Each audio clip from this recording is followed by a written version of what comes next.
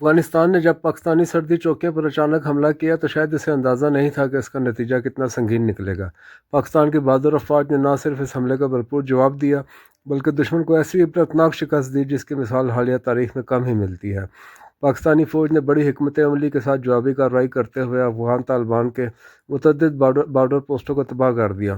توپ خانے اور فضائی کارروائی کے ذریعے دشمن کے ٹھکانے نشانے بنائے گئے، درجنوں عسکریت پسند مارے گئے اور کئی چوکیوں پر پاکستانی پرچم لہرا دیا گیا۔